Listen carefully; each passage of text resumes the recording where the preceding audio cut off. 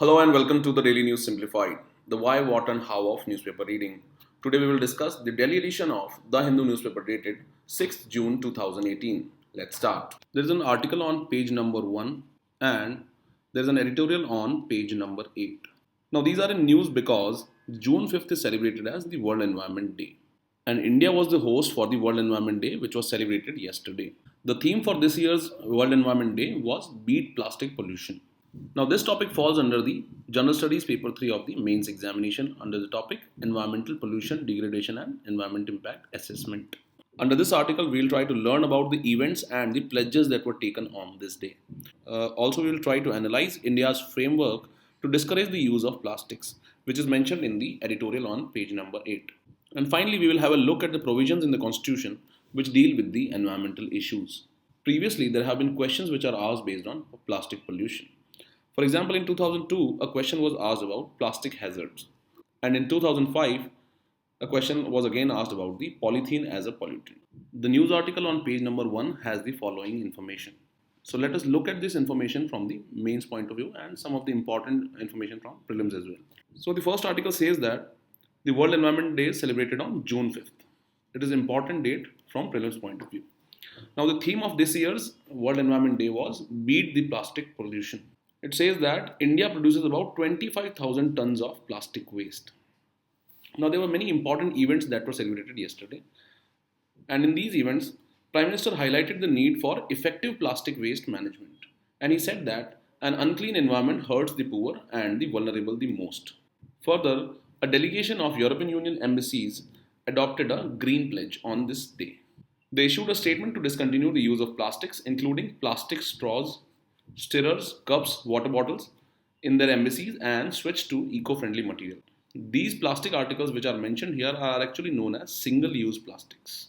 Further, the Mumbai airport had decided to switch from imposing fines on those who litter to using witty signage boards. Now this is an effort to generate awareness and to bring about a behavioral change. Also, Tamil Nadu government has said that it would be banning the manufacturing, storage and use of plastic products. So the key points that emerge from this article are that World Environment Day is celebrated on June 5th. The theme of this year's World Environment Day was Beat the Plastic Pollution. Also, this is the data which can be used for the mains examination, that India produces 25,000 tons of plastic pollutants. The statement of Prime Minister in this regard is also important from mains point of view, and it can be used in any of the answers which are related to environment, or a question can be asked about how unclean environment hurts the poor and the vulnerable the most. Further, this can be used about highlighting the importance of behavioral change and not just about putting fines on each and every activity of pollution. The editorial on page number 8 analyzes India's framework to discourage the use of plastics. So let us have a look at it. The editorial says that the solid waste management rules and the plastic waste management rules of 2016 are actually not being implemented and mostly they remain on paper only.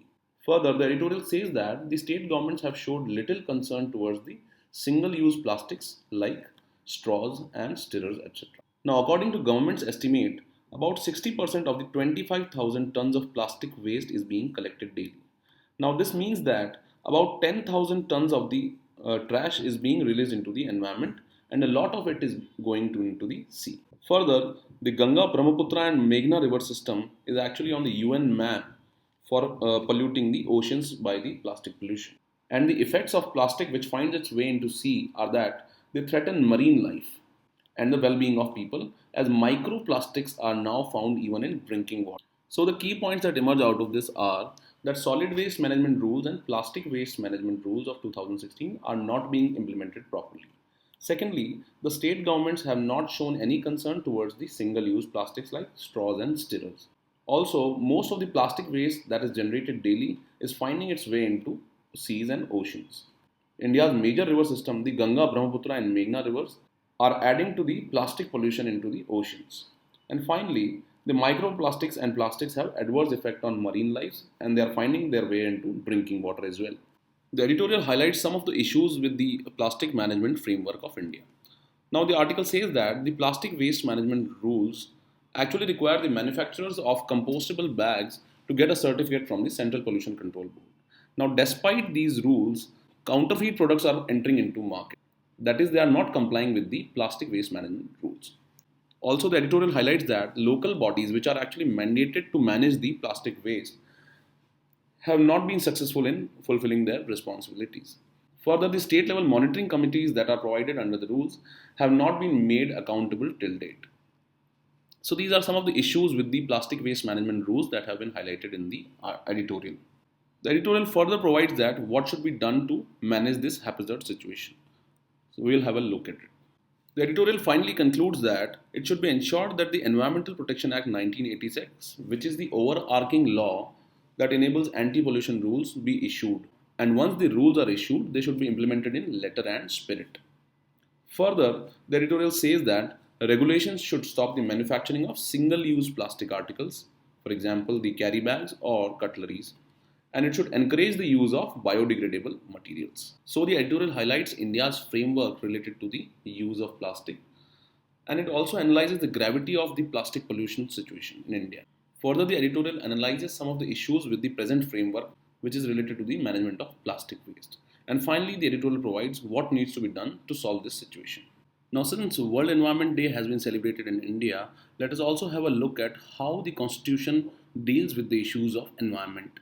Now, the preamble to our Constitution ensures a socialist pattern of society, and it also talks about the dignity of individual. So, through this, the decent standard of living and pollution-free environment becomes inherent to us. So, the preamble indirectly talks about a pollution-free and a clean environment. The Article 51AG, which is actually a fundamental duty, also says that it shall be the duty of every citizen of India to protect and improve the natural environment, including the forests, lakes, rivers, and wildlife, and to have compassion for living creatures. Thus, the fundamental duty explicitly talks about a clean and healthy environment. The Article 48A, which is actually a directive principle of state policy and was added to the Constitution by the 42nd Amendment, says that the state shall endeavour to protect and improve the environment and to safeguard the forest and wildlife of the country. So, the fundamental duty talks about the roles and responsibilities of citizens towards the environment, while the 48A, which is the DPSP, talks about the role of state in conserving the environment. Now, the Article 21, which deals with life and personal liberty, now its scope has been enhanced by Supreme Court in the case of Menka Gandhi versus Union of India. The Supreme Court treated the right to life in pollution-free environment as a part of the fundamental right to life under the Article 21. So the Supreme Court has enhanced the scope of Article 21 to include clean environment. Now, as far as the local bodies are concerned, the panchayats under the 11th schedule have been empowered under the Constitution to take measures such as soil conservation, water management, forestry, and protection of environment and promotion of ecological aspects. Also, under the 12th schedule, the urban municipal bodies have the responsibility for providing public health, sanitation, conservation, and solid waste management. They have also to deal with the urban forestry and protection of environment and promotion of ecological aspects. As far as Constitution is concerned, the environmental issues have been dealt with explicitly under the Articles 51A, 48A, Article 21, and under the panchayats and municipal bodies in the 11th and 12th schedule. And it is also mentioned implicitly in the preamble because it tries to create a socialist society, and it also provides for dignity of individual. Now, previously in the mains examination, questions have been asked related to plastic hazards in the year 2002 and in the year 2005. Now, a question can be asked about India's framework in dealing with the plastic pollution. This has been discussed in the present article. Also, in the prelims in the year 2014, a question was asked related to the Earth Hour. Now, the correct answer to this question was option C, because the Earth Hour is not an initiative of UNEP and it is an initiative of the World Wildlife Fund. Similarly, the points that are important from prelims point of view with respect to the World Environment Day celebrations are that it is celebrated on 5th June. The present year's theme was Beat Plastic Pollution, and it is an initiative of UN General Assembly and was started based on the Stockholm Conference of 1972, which deals with integrating human interactions and the environment. With this, let us move on to the next article. This article on page number 1 is about Article 35, which provides certain special privileges and rights to the citizens of Jammu and Kashmir. The Article 35A has been in news for past 1 year. However, in the present case, it is in news because the central government has decided not to file any counter affidavit on Article 35A, which has been challenged in the Supreme Court through a PIL. Now, this topic will fall under the General Studies main syllabus under the paper 2. So, under this article, we will try to understand what are the key provisions of Article 35A. Also, on what grounds it has been challenged in the Supreme Court. And also we learned about its relation with the Article 370, which is a special article for the state of Jammu and Kashmir. Now this is important because previously in the year 2016, a question was asked in the mains examination about the Article 370. Now the Article 35A, whose constitutional validity has been challenged in the Supreme Court, was actually added to the Indian Constitution through the Constitutional Order or the Presidential Order of 1954 in the exercise of powers conferred by the Article 370 of the Indian Constitution. Now, as given in this photograph, the order of 1954 followed the 1952 Delhi Agreement between Jawaharlal Nehru and the Jammu and Kashmir Prime Minister Sheikh Abdullah, which extended Indian citizenship to the state subjects of Jammu and Kashmir. The Article 35A is applicable to the permanent residents of state of Jammu and Kashmir. This article provides special rights and privileges to the permanent residents of Jammu and Kashmir and provides restrictions on outsiders with respect to employment under the state government, acquisition of immovable property in the state, settlement in the state, and right to scholarship and such other funds of aid as the state government may provide.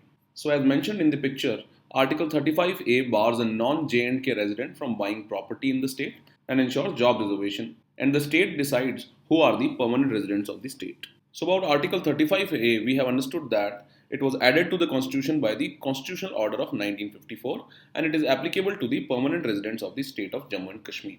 And it provides certain special rights and privileges to the permanent residents of Jammu and Kashmir. The grounds on which the Article 355A has been challenged are that it has been argued that the presidential order is unconstitutional in nature because the amendment to the Constitution can only be carried out through the Article 368A, which confers the power on the Parliament. Also, it has been argued that the position of Article 370 was always a temporary provision in the Constitution and it must be removed as to bring the state of Jammu and Kashmir at par with the other states. Also, it has been argued in the PIL that the government of Jammu and Kashmir has discriminated against the non-residents as they are not able to buy property in the state or get government jobs or vote in the local elections. And finally, the permanent resident certificate as guaranteed by the Constitution of Jammu and Kashmir violates the Article 14 of the Constitution, which is related to right to equality. So the grounds on which the Article 35A has been challenged are that the presidential order is unconstitutional because the power to amend the Constitution only lies with the Parliament as provided in the Article 368. Further, the position of Article 370 was always a temporary provision in the Constitution and should be removed to bring Jammu and Kashmir at par with the other states. Also, the Jammu and Kashmir government has discriminated with the non-residents because they are not able to buy property in the state or get a government job. And finally, the permanent residency certificate is in violation of the Article 14, which provides for right to equality. Now let us understand some facts related to the Article 370. The Article 370 of the Indian Constitution provides for temporary provisions with respect to the state of Jammu and Kashmir. Further, Parliament can make laws only on those matters of Union List and Concurrent List which correspond to the state subjects mentioned in the state's instrument of accession. So this provision says that Parliament can make laws only on those subjects which have been mentioned in the state's instrument of accession. Further, Parliament can make law on such other subjects in Union or Concurrent List as the President may by order specify with the concurrence of State Government of Jammu and Kashmir. So the Article 370 actually empowers the President to define the constitutional relationship of the state in terms of provision of Indian Constitution. And President can define this constitutional relationship with the concurrence of State of Jammu and Kashmir according to the Instrument of Accession. Now about Instrument of Accession, it was signed by Maharaja Hari Singh and it was accepted by the Governor General of India, Lord Mountbatten on 27th October 1947. And through this Instrument of Accession, the state of Jammu and Kashmir became the part of India. And this is an issue because the Instrument of Accession provided for certain conditions which are provided in the Article 370. So the Article 370 provides for temporary provisions and it empowers President to define the constitutional relationship of state in terms of provisions of Indian Constitution, and these terms have to be in accordance with the Instrument of Accession. And question can be asked in the mains examination based on the Article 35A about the basic provisions of Article 35A and the grounds on which it has been challenged in the Supreme Court. With this, let us move on to the next article. There is an article on page number 7 which is about the inclusion of fortified rice in the public distribution system. Now this is in news because the Union Ministry of Consumer Affairs, Food and Public Distribution is thinking over a proposal to distribute fortified rice with essential vitamins and minerals through the public distribution system. This topic falls under the General Studies Paper 3 of the mains examination under the topics Public Distribution System Objectives and Food Security. So under this article, we will try to understand what is meant by fortified rice and what are the key benefits of fortification. Under fortification, essential micronutrients are added to the food articles. Now this is done in order to increase the nutritional quality of food supply and to provide a public health benefit with minimal risk to health. Under the fortification of rice, micronutrient powders are added to the rice. This is done by spraying or any other method. Now due to this fortification, a protective coating is created over the rice grains, and this increases the vitamin or the other essential nutrients content of the rice. Now rice can be fortified with several micronutrients such as iron, folic acid and other B complex vitamins like vitamin A and zinc. So we have understood that fortification is a practice of deliberately adding essential micronutrients to the food items. And under rice fortification, micronutrients are added which increase the nutritional value of the rice. And the important micronutrients that are added are iron, folic acid and B complex vitamins. Rice inherently does not have many of the essential micronutrients. So by fortification, these micronutrients are added to the rice. Now there are certain benefits of fortification of rice. Now the first benefit is that fortified rice will address the issue of deficiency of micronutrients. Secondly, it will help the vulnerable section of the population in getting sufficient nutrition. This is because good nutrition is widely recognized to be an essential element in the ability to lead a healthy and productive life. Further, fortified rice will help in meeting the nutrients requirement of children and adults, including the pregnant women. And WHO recommends fortification of rice with iron, vitamin A and folic acids. It recommends the fortification as a public health strategy to improve the iron status of populations in places where rice is a staple diet. Further, ending malnutrition by 2030 is a core element of the Sustainable Development Goals. So by rice fortification, the issue of deficiency of micronutrients can be solved. It can help improve the nutritional status of vulnerable population. It can help children and pregnant women. And also, it is in compliance with the WHO's public health strategy, which aims at increasing the iron status of population in areas where rice is a staple diet. Also, it will help us meet our Sustainable Development Goal, which aims at ending the malnutrition by 2030. Now, under the fortification process, essential micronutrients are added once the crop has been harvested. However, under biofortification, the breeding is done in such a way that the crop that is produced has or includes the essential micronutrients. So under this, the breeding is done in a particular manner to increase the nutritional value of crops. And this is done through selective breeding or through genetic engineering. And the main focus of biofortification is about making the plant foods more nutritious rather than adding nutrition after the crop has been harvested or processed. Now, the content of this article can be used in questions related to improvement in public distribution systems, and it can also be used in questions related to the improvement of nutritional status of population in India. With this, let us move on to the next article. The editorial on page number 8 analyzes Prime Minister's keynote address at the Shangri-La dialogue. Now, this will fall under the General Studies Paper 2 under the International Relations. The focus of the article is that the Prime Minister's speech has reaffirmed the reorientation of India's foreign policy. From prelims point of view, we will understand some basic facts related to the Shangri-La dialogue. Now, it is the Asia's largest annual security summit. It is organized by International Institute for Strategic Studies, IAS, and it is named after Hotel Shangri-La in Singapore. Shangri-La dialogue is a platform for public policy development and discussion on defense and security in the Asia-Pacific region. Now, these facts are important from prelims point of view because previously questions have been asked based on famous summits and dialogues. For example, a question was asked on Heart of Asia Summit. Now, the editorial says that Prime Minister's Shangri-La dialogue speech has further reaffirmed the reorientation of India's foreign policy. According to the editorial, the reorientation had already started and it was visible at the informal summits at Wuhan and also at the informal summit at Sochi with Russia. The editorial cites past examples of reorientation of foreign policy. The first such example is the reset of ties with China at the informal summit at Wuhan, which is famously known as the Wuhan Summit. Also, the re-engagement with Russia at the informal summit at Sochi is also an example of reorientation of India's foreign policy. This reorientation was required because of unpredictability of United States' policy under the presidency of Donald Trump and the growing animosity of Russia and China with the United States. Now, this prompted India to maintain a balanced approach towards the great powers.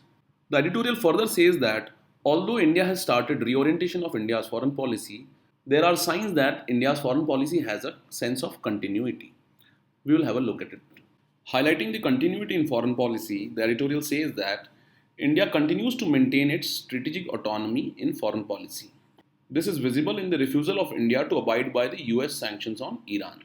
And we all know that United States has recently withdrawn from the Iran nuclear deal. Secondly, India continues to maintain the multilateralism as a form of foreign policy engagement such as parallel interactions with Quad and SCO based on respective common mutual interests. And third, India's pursuit of a multipolar world such as by reaffirming the centrality of ASEAN in the Indo-Pacific region. With regard to continuity in foreign policy, the strategic autonomy in foreign policy is visible in India's stand on US sanctions on Iran, multilateralism, which is visible in India's participation in platforms like Shanghai Cooperation Organization, and India's belief in a multipolar world, which is reaffirmed by the centrality of ASEAN in the Indo-Pacific region. So, summarizing the editorial, we can say that India has shown signs of reorientation in its foreign policy, along with a continuity in the foreign policy principles. With this, let us move on to the next article. The article on page number 18 is about an academic study, which says that improving on everyday activities like indoor heating and a cut in the consumption of red meat can help in limiting the global warming to the target of 1.5 degrees Celsius, which has been stated as a target in the Paris Agreement.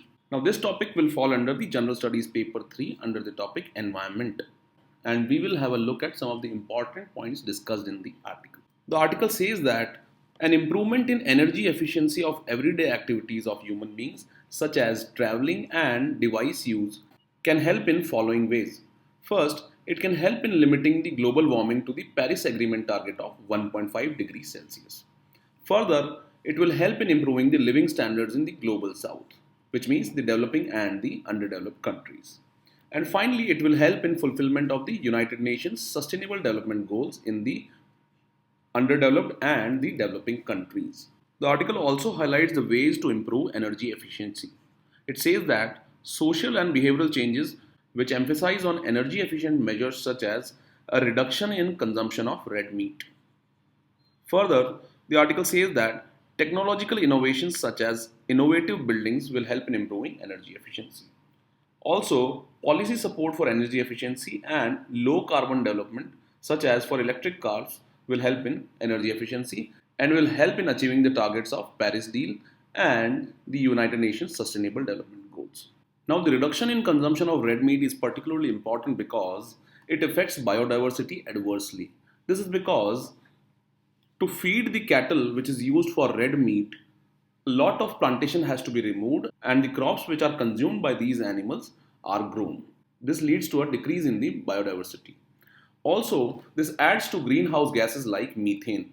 This is because the ruminating animals which are used for red meat actually produce methane, which is a greenhouse gas. For example, cow. A question was asked in the year 2012 based on the concept of vegetarianism or reduction in the consumption of red meat. Now the question read, which of the following can be threats to the biodiversity of a geographical area? Now the statement 1, 2 and 3 are correct because global warming can affect the biodiversity adversely. Also, the fragmentation or the destruction of habitat can also lead to a decrease in the biodiversity. And the invasion of alien species is also destructive to the biodiversity. A question based on the invasion of alien species was asked in the prelims on 3rd June. The name of the species was Prosopis juliflora, and the correct answer to this is it tends to reduce the biodiversity in the area in which it grows. Now, coming to the question asked in 2012, the correct answer in this case will be A, 1, 2 and 3. Because as we have discussed in the article, the promotion of vegetarianism is not a threat to the biodiversity. With this, let us move on to the next article. The news snippet on page number 5 is about an archaeological finding. Now, for us from the prelims point of view, the important thing is that the red sandstone sculpture portrays Lord Shiva as a therapeutic physician, and this position is known as Rudra Bhaishajana.